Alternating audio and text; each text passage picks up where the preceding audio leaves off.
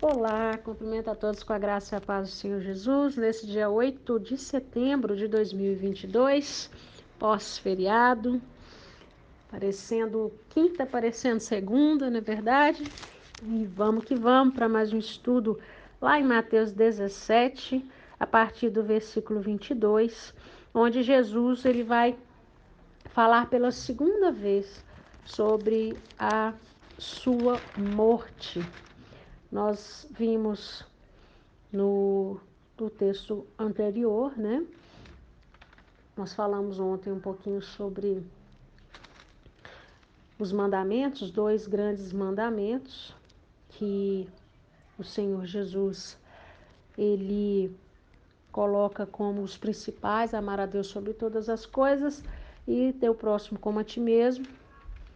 E hoje nós vamos falar sobre o segundo momento que Jesus vai falar novamente da sua morte. E vai dizer assim: ora, achando-se eles na Galileia, disse-lhes Jesus: o Filho do Homem será entregue nas mãos dos homens, matá-lo-ão, e ao terceiro dia ressuscitará. E eles se entristecerão muito. Até aqui. Pela segunda vez, o Senhor Jesus ele vai falar sobre a morte dele. A primeira vez ele vai dizer que é necessário que ele vá para Jerusalém, né? E que ali ele iria padecer nas mãos de anciões, dos principais dos sacerdotes, dos escribas, e ali ele seria morto e ressuscitaria no terceiro dia. E Pedro ainda vai dizer para ele que não, isso nunca ia acontecer. E Jesus vai dizer que é necessário. Passa-se um tempo, né? Jesus continua caminhando, continua a missão, e ele vai novamente falar sobre isso, que o Filho do Homem seria entregue nas mãos dos homens. E a palavra do Senhor aqui, ela vai dizer que os homens iriam matá-lo, ele iria ressuscitar no terceiro dia e eles ficariam muito tristes com aquilo que ia acontecer. E é interessante a gente pegar esses dois versículos, são dois versículos, mas que nos trazem muitas informações. Porque Jesus, mais uma vez, ele vai falar desta morte. Porém, o mais importante foi que ele mencionou a sua ressurreição. Mas naquele momento, pela segunda vez, ele vai dizer da ressurreição, mas naquele momento, os discípulos, infelizmente, eles não entenderam o que Jesus estava dizendo. Então, eles ouviram apenas as palavras que Jesus disse que ele iria morrer.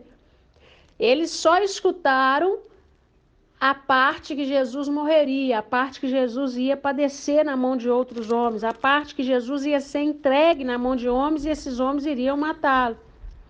Então,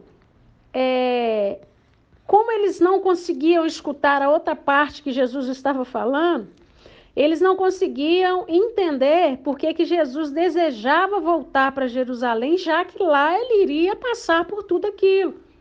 Porque ele iria enfrentar tantos problemas, então por que Jesus queria tanto voltar para lá?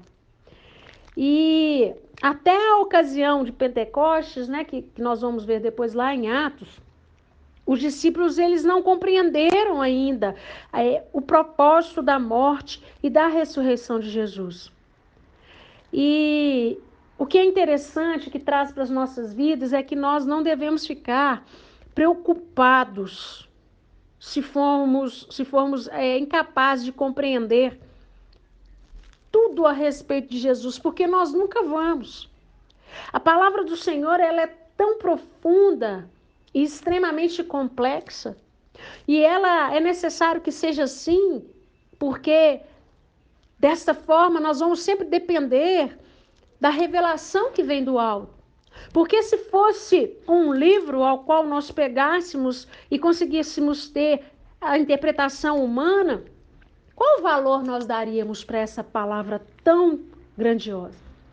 Hoje, mais cedo, eu estava conversando com minha tia sobre questões da palavra, e eu disse para ela assim, tia, a senhora está falando comigo sobre o filho pródigo, e eu fiz um estudo tem poucos dias, houve estudo de jovens, houve estudo para crianças, tudo do mesmo tema, e a senhora está me trazendo uma nova roupagem para um texto extremamente conhecido por mim.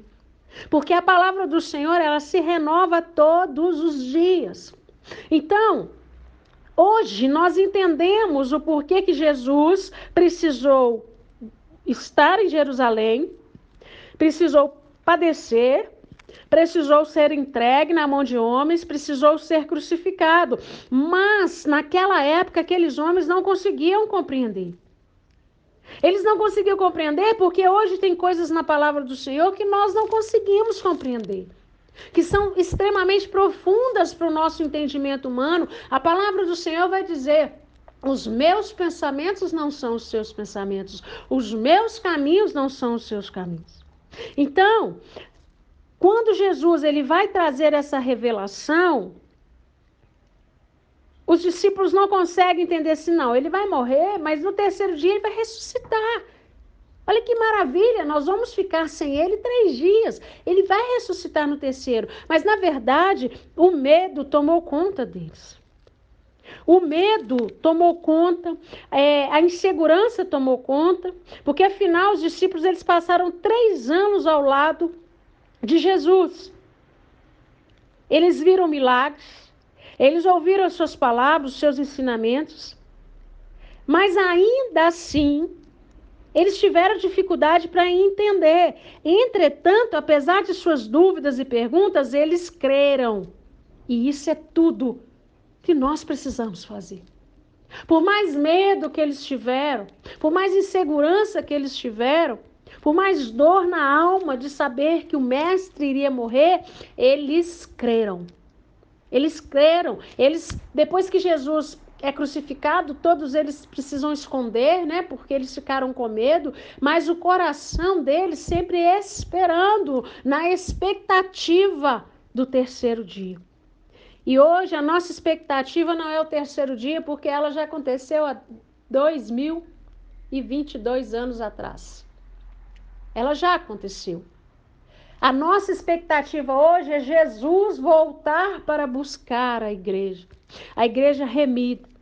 Os discípulos eles não entendiam por que Jesus continuava falando sobre sua morte, pois eles esperavam que ele fosse instituir um reino político, enquanto na verdade o reino do Senhor ele não é na terra.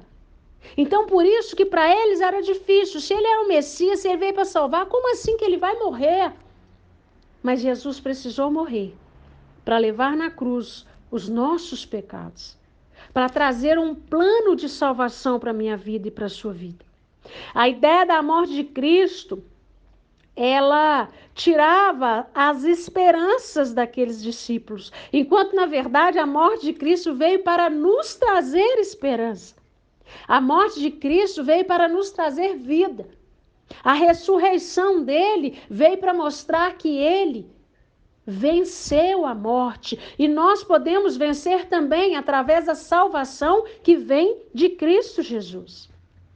E aqueles discípulos que lá ficaram tão temerosos, com tanto medo, eles não sabiam que a morte e a ressurreição de Jesus ia viabilizar a implantação do reino de Deus. O reino de Deus, e eu vou encerrar o estudo desta noite aqui. O reino de Deus, ele só começou a existir na terra para conhecimento dos homens a partir do momento que o Senhor Jesus foi morto naquela cruz. Porque aí começa uma nova aliança, um novo estágio.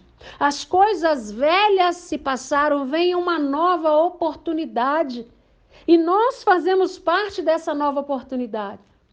Abraão, Moisés, Elias, Davi, Daniel, todos esses grandes profetas, Isaías, Jeremias, todos esses grandes profetas, Esther, Débora, todas esses profetisas, profetas, Jacó, José, nenhum deles viveram a nova aliança. Eles sabiam que ia vir um Messias, eles sabiam que ia vir o Salvador, mas eles não presenciaram, e nós estamos presenciando isso. Nós estamos vivendo a nova aliança.